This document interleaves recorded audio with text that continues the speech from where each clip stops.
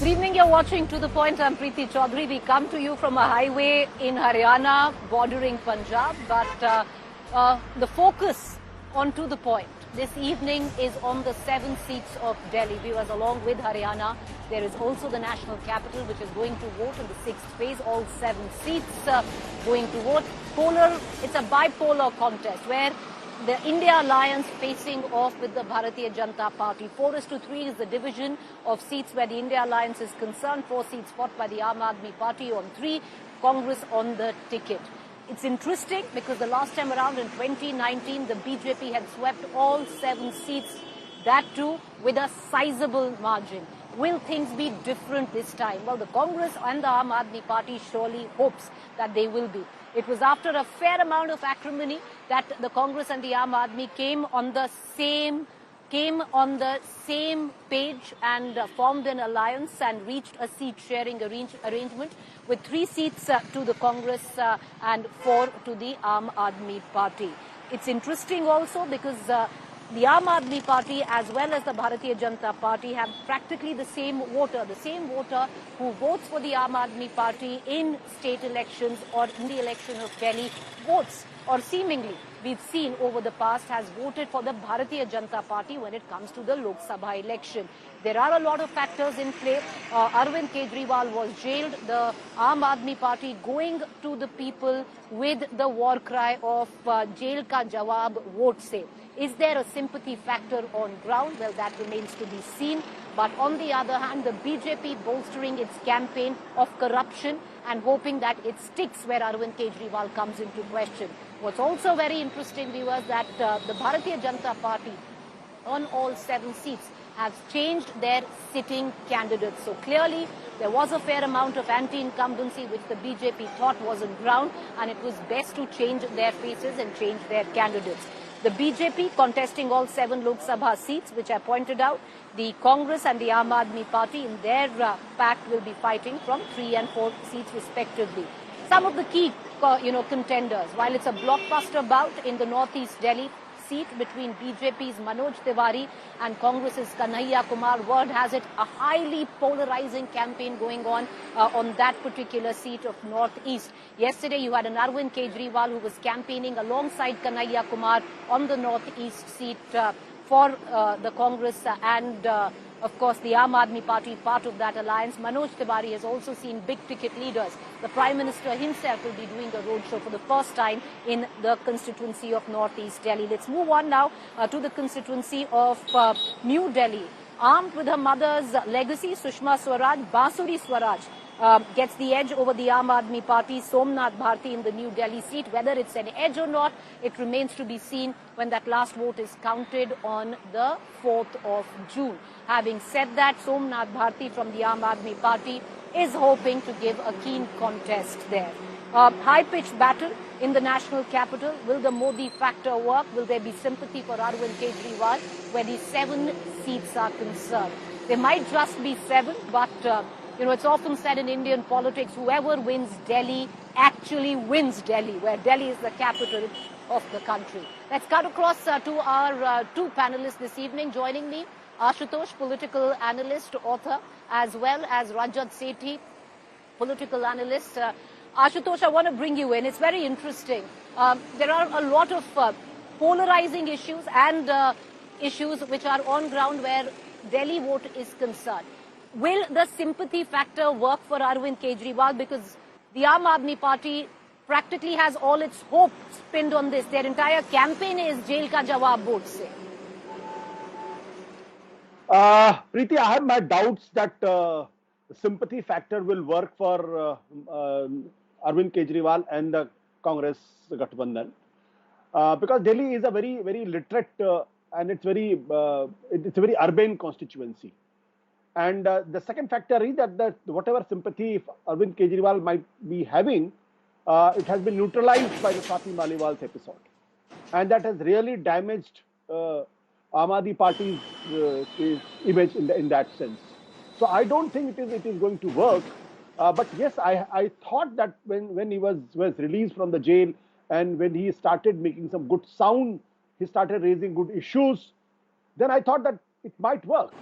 But over a period of time, it is seen on the ground that it's not working, and it has been totally neutralized by the Swati Maliwal.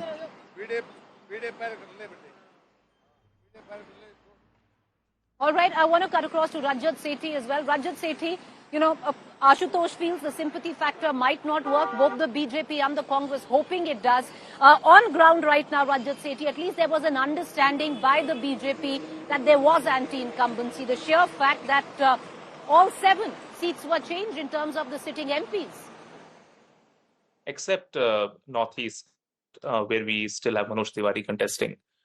Yes. But yeah, barring that, see, yes. what I understand is that the alliance between Congress and Kejriwal takes them closer to a 40% vote share margin. Whereas if you look at 2019 numbers, 40% is a considerable ground to start off with.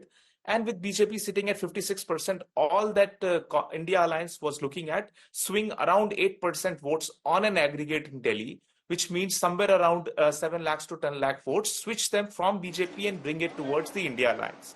That looked like a reasonably achievable target at the outset.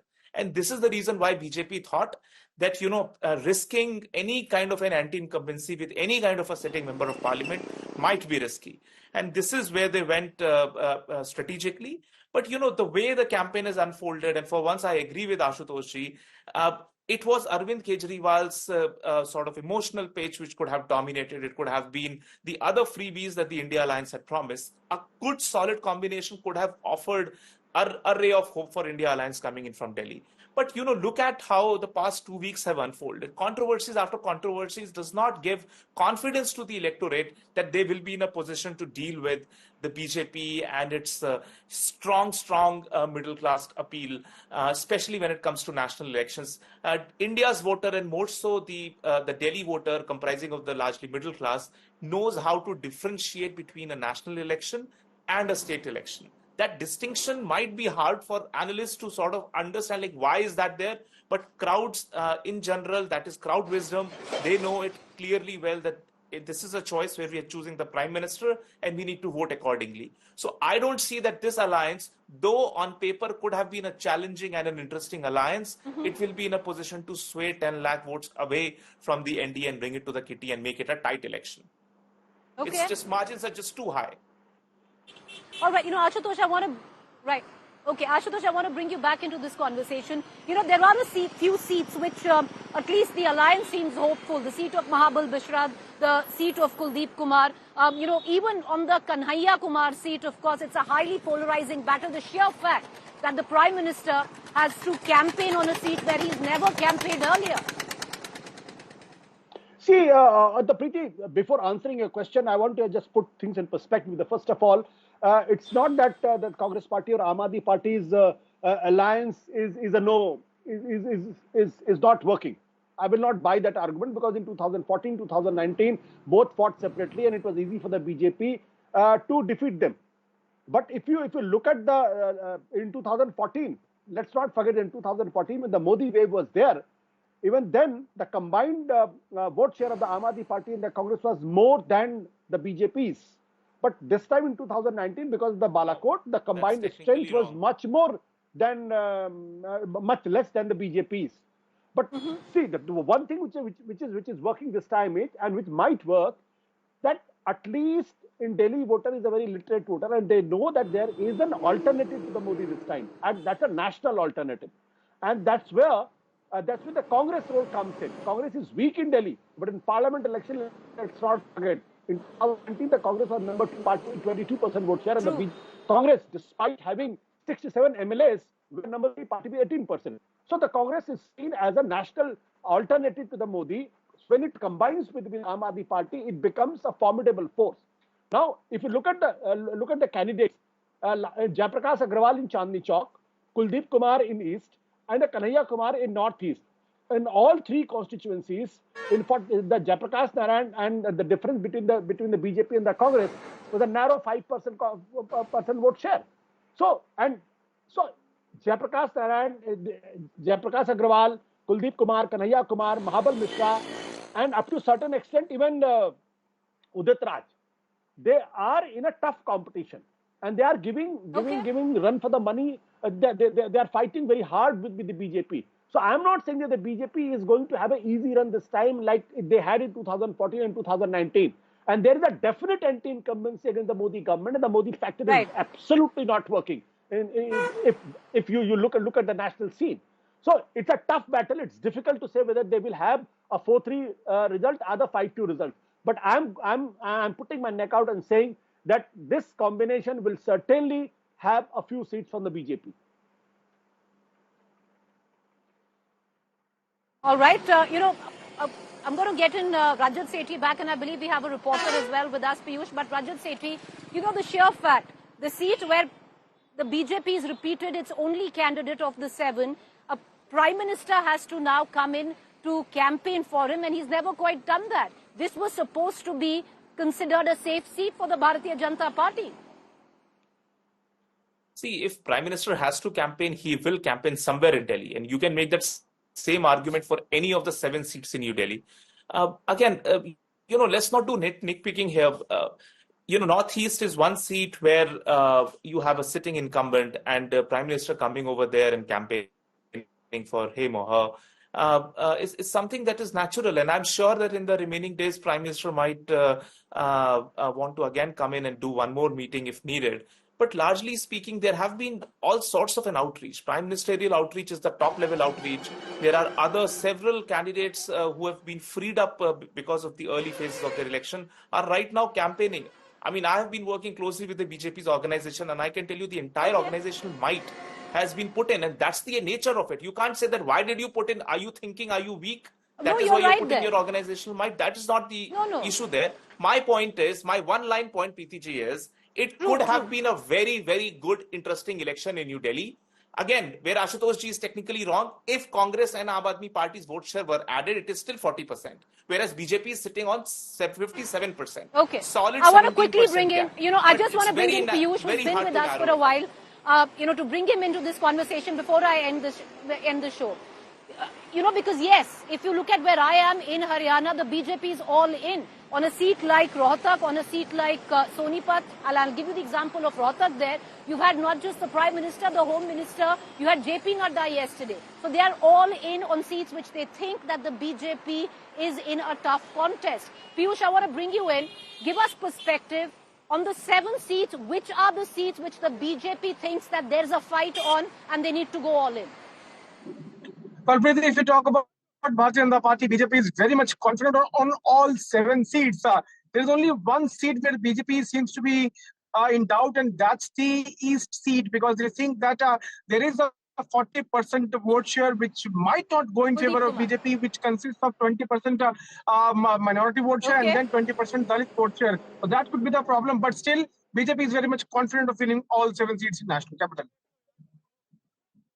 Okay. All right, Ashutosh, if you had to give a figure out of the 7, what would be your figure?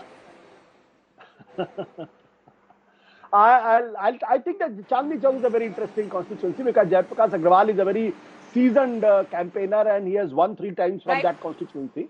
And he has a very, very good reputation over there. And so I think Chandni Chowk, the combination... A figure, Ashutosh, we're running out of time. 5-2. So 1 seat out of 7 you're giving to the alliance? No, I'm giving 2 out of 7. 2 out of 7. Rajat Sethi? I think the gap is too huge for Congress and Aam Aadmi Party to fill, so 0 to them. I don't see them winning any. Okay, 0. All right, okay.